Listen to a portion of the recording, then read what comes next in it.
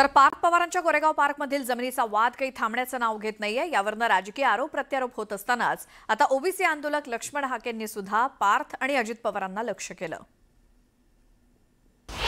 पवार विधान भवनही नावावर करतील। लक्ष्मण हाकेंचा पार्थ पवारांवर हल्लाबोल। कोरेगाव जमीन प्रकरणावरून टीकास्त्र। हाकेंच्या टीकेवर राष्ट्रवादीचाही पलटवार।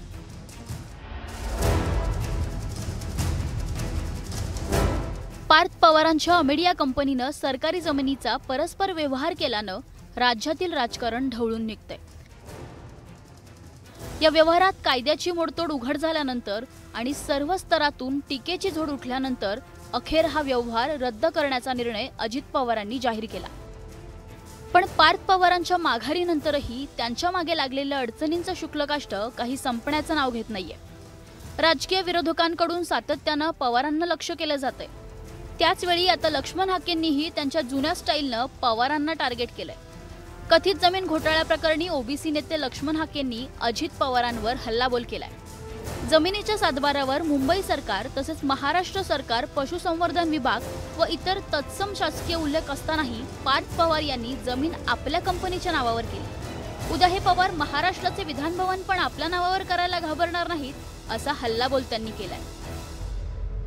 उद्या महाराष्ट्राचं विधान भवन सुद्धा आपल्या नावावर करू शकतो, कारण आपला बाप महाराष्ट्राचा उपमुख्यमंत्री आहे आणि आपला आजोबा देशाचा नेता आहे शरदचंद्रजी पवार, आणि आपली आत्या काही झालं तर आपल्याला पाठिंबा देणार आहे।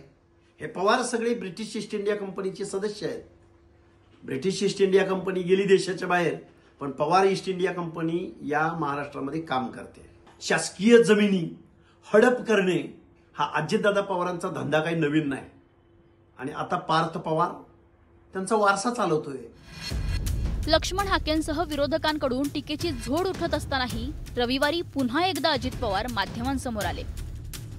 कोरेगाव जमीन खरेदी प्रकरणात पुन्हा एकदा स्पष्टीकरण देत अजित पवारांनी मुलाची बाजू घेत सारवासारव केली। यावेळी त्यांनी विरोधकांचे आरोप फेटाळून लावले, तसंच चौकशीत सर्व काही समोर येईल असं म्हणत टीकाकारांना वेट अँड वॉचचा सल्ला देऊनही टाकला। पण चुकीचं झालेलं असेल तर जरूर चौकशी झाली पाहिजे, कारण हे कायद्याने नियमानं चाललेलं सरकार आहे आणि यंत्रणेने तशाच पद्धतीचं काम केलं पाहिजे। पण आता बऱ्याच कुठल्या जमिनी काढतात आणि त्यांच्या नातेवाईकांनी असं केलं, यांच्या स्वतः अजित पवारांनी असं केलं। मी कालही चुकीचं कुठलं केलं नाही, आजही केलेलं नाही, उद्याही करणार नाही, एवढंच मला सांगायचं। कोरेगाव मधील 40 एकर जमिनीवर मागील अनेक वर्षांपासून शीतल तेजवानीचा डोळा असल्याचं उघड झालंय। आधी एकनाथ खडसे आणि त्यानंतर बाळासाहेब थोरात या दोन्ही माजी महसूल मंत्र्यांनी ही जागा बळकावण्यासाठी दबाव टाकत आल्याचा दावा केलाय। त्यामुळे शीतल तेजवानी आणि पार्थ पवारांच्या अमेडिया कंपनीचं काय आणि किती जुनं कनेक्शन आहे हे देखील समोर येणं गरजेचं आहे।